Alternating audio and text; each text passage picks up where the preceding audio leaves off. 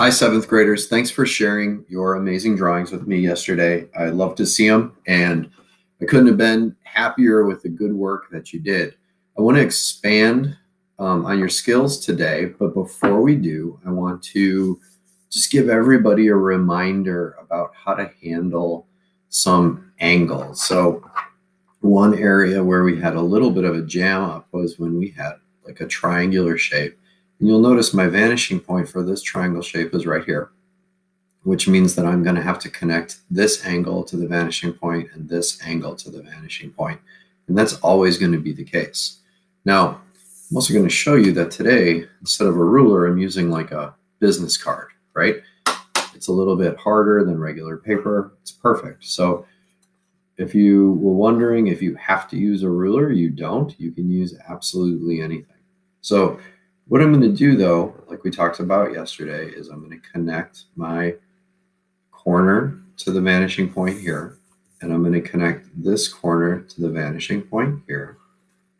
And this corner down here would go through the shape, so I'm not going to connect it. It's not a fit.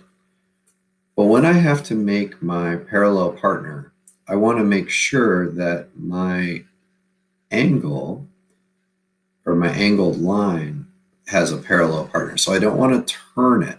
Okay, so let's look at it when it isn't going well. Okay, this line right here is incorrect. It doesn't run parallel to the original red line right here.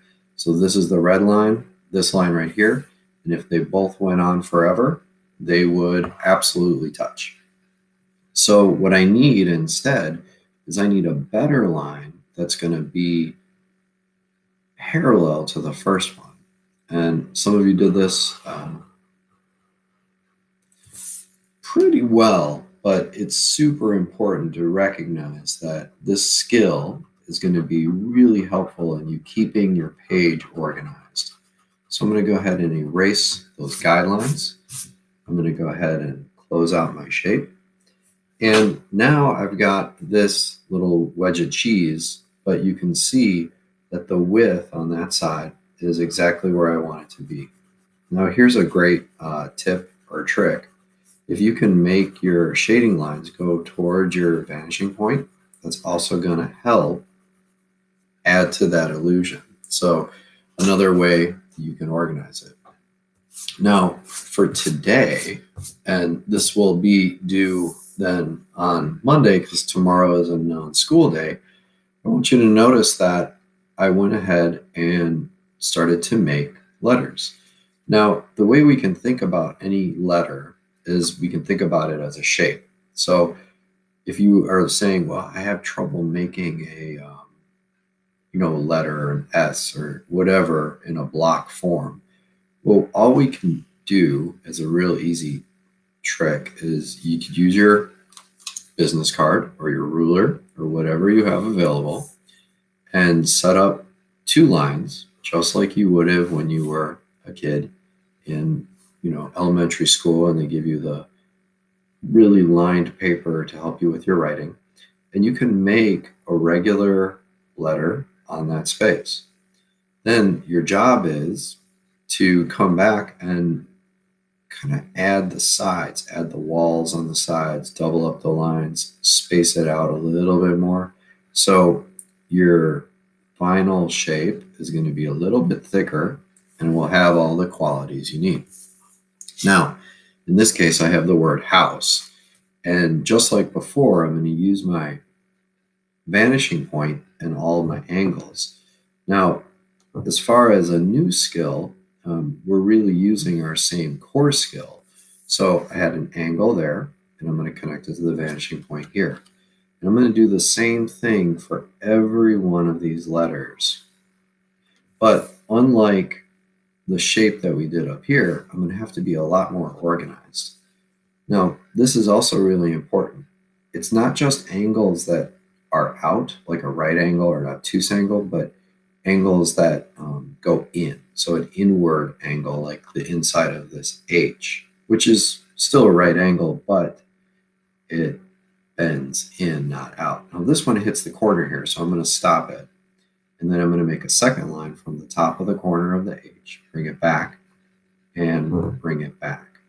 Now, these lines that are going back, I'm making them pretty light, and you will want to do the same thing. So I think maybe a third of you are doing that already, so that's awesome. But we want to make sure that every single one of you is doing a great job of working lightly on those lines, because if you're ultimately going to erase them, you don't need them. Stop the H line here because it's going to hit the O, so I'm going to hit the brakes on it. It would be behind the O, and I'm going to go ahead and add this through. Now, I have to go ahead and find my parallel partner. So at the top of the H, I'm going to pull this and bring it all the way over. At the side of the H, my parallel line is going to be straight up and down, but it's also going to hit this little section of the H right here. My straight line through here is coming across. And again, I'm going to want to be consistent with the top of this H with this part as well. So as I slide it up, I'm going to keep it and cut it straight across. This line of the H is going to have a downward stroke that's parallel to the side. And then this side right here is also going to creep down through the bottom, so I can actually just extend it here. So what I've ended up with now is the sides of the letter H, and you can see that they push a little bit behind the O, which is fine, and I can clean that up as we go. But now I'm in good shape. Now the O, like the other ones we've talked about, is going to have curves. So when we do a curve, I have to go to the furthest part that's round that I can reach. So I'm setting up with my straight edge from the vanishing point here, and I move my straight edge so it touches the furthest point of my circle. And as I extend it back, I'm going to do the same thing on the other side, and I'm going to extend it right down here. Now this one hits a little bit of the U, so I'm going to pull it through the top, and I'm going to stop it right there. Now, just like with the H, I'm going to let the highest part of the O hit right about here. But this is going to curve the same way, follow the shape of the O. Now I'm going to have to freehand this one for my parallel partner because it's more of a curved shape. Now I have the outside of the O pretty squared away. But the inside of the O will also have a piece because I'm looking inside of it. So the same kind of way, I'm going to have a little curve here, and it's going to extend through this side. So I'll have some of the O here. And I can touch it up with my shade lines, letting them go towards the vanishing point, trying to aim them in that direction. And now I'm on my way. So we have the word house. It's in process. But one other skill that's happening here is that we're starting to overlap these. And this is a really important thing for us to think about and work on as we're doing our shapes. Because as we get to our next steps, we're going to have to overlap a lot more than just a couple letters or just a couple shapes. So for your practice today, and then your practice again on Monday, I want you to notice that here I've got two rectangles and a vanishing point right here. So I'm going to go ahead and label that vanishing point.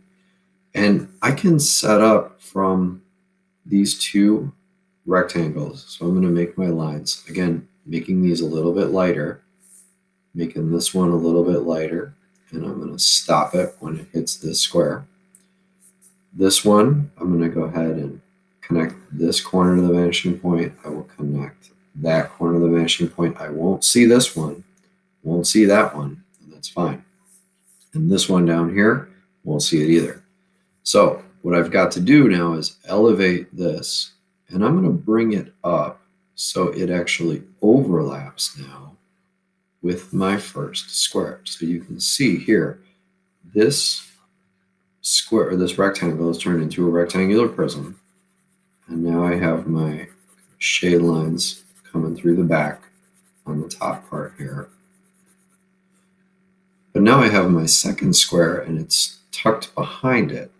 And I will do the same thing. So I'm going to elevate, find my parallel partner. So I've lined up with the side. I'm going to the part that is converging, cut it off, and I can add that bit of shade as well. And so what I've got now is I've got two things happening. One, I've got a shape that's behind another shape. So I've started to build the illusion that I can put one thing in front of another. And you can see now as I darken my final lines. So as much as I'd like you to work light, I also want you to come back and finalize the work you're doing. And you can see now I've got one thing in front of another with a consistent vanishing point, so it has that illusion of depth. So for today, what I'd like you to do is I want you to try and overlap a couple basic shapes. And you can start practicing some letters.